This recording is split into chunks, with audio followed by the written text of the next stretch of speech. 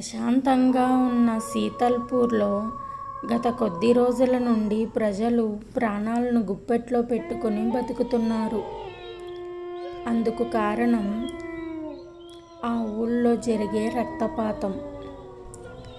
ప్రతిరోజు అర్ధరాత్రి దాటాక ఒక ప్రేతాత్మ గట్టిగా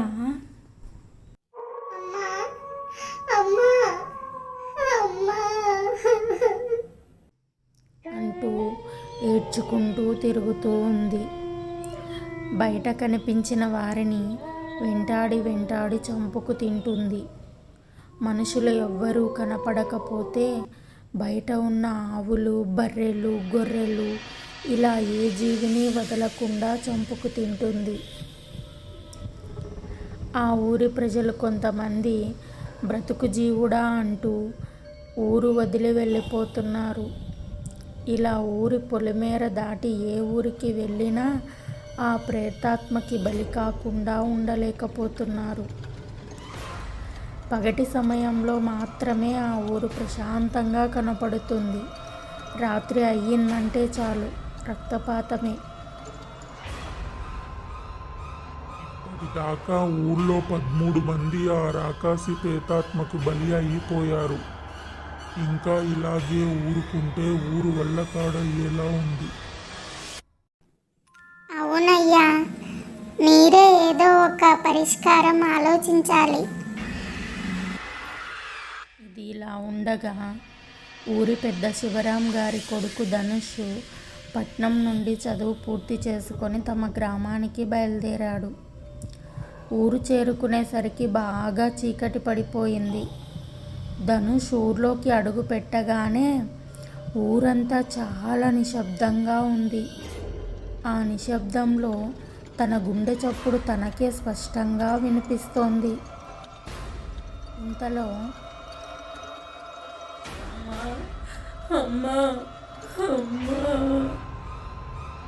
అంటూ పెద్ద పెద్ద ఏడుపుతో ఆ ప్రేతాత్మ ఊర్లోకి వస్తుంది. ఆ ఏడుపు గొంతు వినగానే ధనుష్ గజగజ వణికిపోతున్నాడు.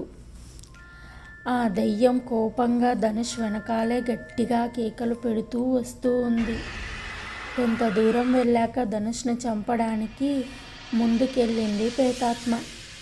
కానీ ధనుష్ను చూసిన ఆ దెయ్యం ఏమీ చేయకుండా అలాగే చూస్తూ నిలబడిపోయింది. ఒక్క నిమిషం ఆలస్యం చేయకుండా భయంతో పరిగెత్తాడు ధనుష్.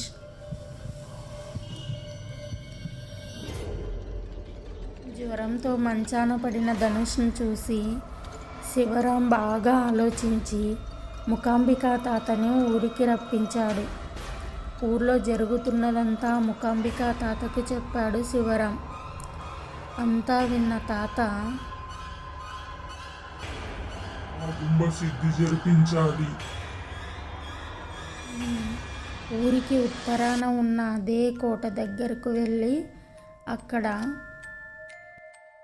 ఓమాయిత్రయం ప్రేత పిశాచకం నిభుంగం ఖం భం స్వర్ణకీచకం నిష్ఠకం నిభుంగం అంటూ గట్టిగా మంత్రాలు చదువుతున్నాడు. అయినా ప్రేతాత్మ లొంగకపోవడంతో ఏదో చాలా శక్తివంతమైన దుష్ట శక్తిలా ఉంది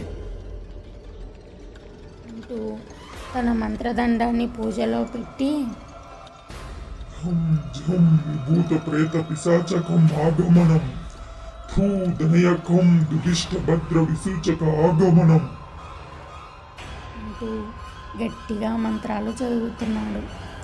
వెంటనే దెయ్యం మూకాంబికా తాత ముందుకు ప్రత్యక్షమయ్యింది. చెప్పు, ఈ ఊరి ప్రజలపై ఎందుకు ఇంతలా పగపట్టావు? ఎవరు నువ్వు? నా పగ ఈ ఊరి ప్రజలపై ఒక్కటే కాదు, నీపైన కూడా. నాపైన కూడానా? ఎందుకు? నేనేమి చేశాను? అసలు ఎవరు నువ్వు? చెప్పు, లేదో ఈ మంత్రజలంతో ఇప్పుడే నిన్ను భస్మం చేసేస్తా. చెప్తాను. నా పేరు కౌముది. నాకు 6 ఏళ్ల వయసు ఉన్నప్పుడు మా అమ్మ విజయమాలిని మీరు ఈ ఊరి ప్రజలంతా కలిసి చంపేశారు కదా, గుర్తుందా? అమ్మ మరణం తర్వాత కొద్ది రోజులకు మా తాత విజయేంద్ర భూపతి గారు కూడా మరణించారు. ఎవ్వరూ లేని అనాథగా మిగిలిపోయాను నేను. ఊర్లో అంతా నన్ను చూసావా వదిన, దీని అమ్మ అందం మీదున్న పిచ్చితో కట్టుకున్న భర్తనే బలి తీసుకుంది. ఇప్పుడు ఇది కూడా ఎవరిని బలి తీసుకుంటుందో ఏమో. తల్లి ఒక మంత్రగత్తె, దాని కూతురికి కూడా అవే బుద్ధులు వస్తాయి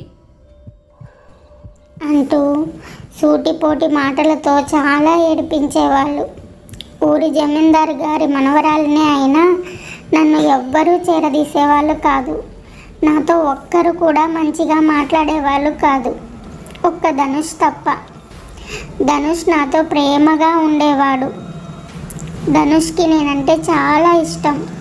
నాకు ధనుష్ అంటే చాలా ఇష్టం. ఒకరోజు కౌముది, మన ఇద్దరికి ఒకరంటే ఒకరికి చాలా ఇష్టం కదా. ఒకరిని వదిలి ఒకరు ఉండలేము కదా. మన ఇద్దరం కలిసి పెళ్లి చేసుకుందామా? అవును ధనుష్, నిన్ను వదిలి నేను ఉండలేను. మన ఇద్దరం పెళ్లి చేసుకుందాం. సరే, రేపు మా ఇంటికి వచ్చేసాయి. మా నాన్నతో మన పెళ్లి గురించి మాట్లాడదాం. మరుసటి రోజు ఎంతో ఆతృతగా నేను ధనుష్ వాళ్ళ ఇంటికి బయలుదేరాను. నాన్న, నేను కౌముదిని ప్రేమిస్తున్నాను. తననే పెళ్లి చేసుకోవాలి అని అనుకుంటున్నాను. మీరు ఒప్పుకుంటే. దవా, నీకేమైనా మతిపోయిందా? అసలు అది ఎవరో తెలుసట్రా నీకు? అది ఒక మంత్రగత్తె కూతురు. దాని అమ్మ అందం మీద ఉన్న పిచ్చితో ప్రాణంగా ప్రేమించే భర్తనే బలి తీసుకుంది. అటువంటి భయంకరమైన స్వభావం గల దాని కడుపున పుట్టిన దీన్ని పెళ్లి చేసుకుంటానంటావా? వాళ్ళ అమ్మ వాళ్ళ నాన్నను బలి ఇచ్చినట్టుగానే రేపు నిన్ను చంపేస్తుందిరా అది. పెళ్లి లేదు, గిల్లి లేదు. నోరు మూసుకొని పట్నం వెళ్ళి ఆ చదువు వెలగబెట్టు. వెళ్ళు. ఆ మాటలు విని మారు మాట్లాడకుండా ఇంటికి వచ్చేసాను. మరుసటి రోజు ధనుష్ని నన్ను కలవకుండా పట్నంకి పంపించేశాడు వాళ్ళ నాన్న శివరాం. అమ్మ ప్రేమ ఎలా ఉంటుందో తెలియదు. నాన్న లేరు.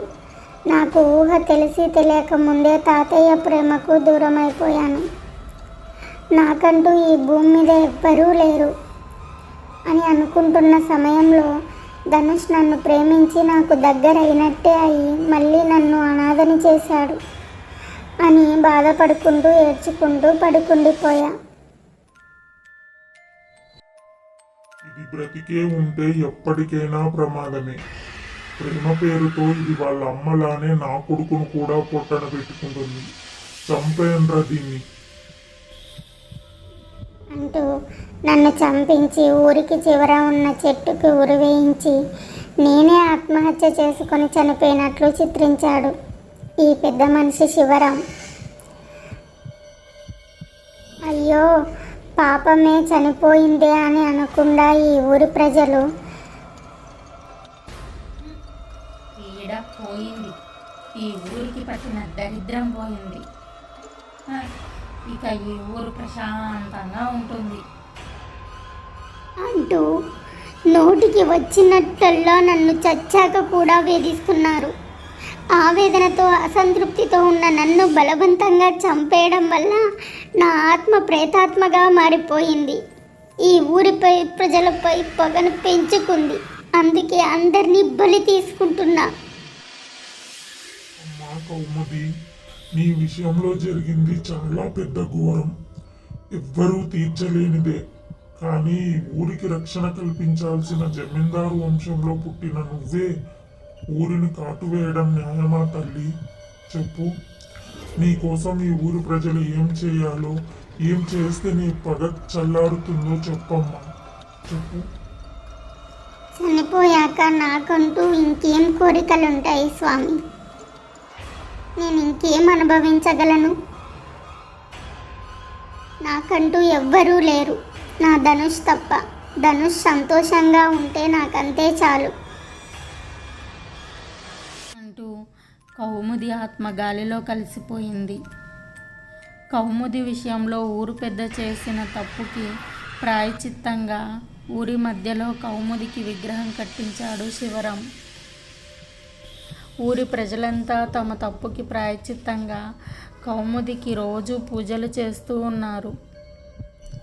ధనుష్ మాత్రం పెళ్లి చేసుకోకుండా కౌముది జ్ఞాపకాలతో అలానే ఉండిపోయాడు.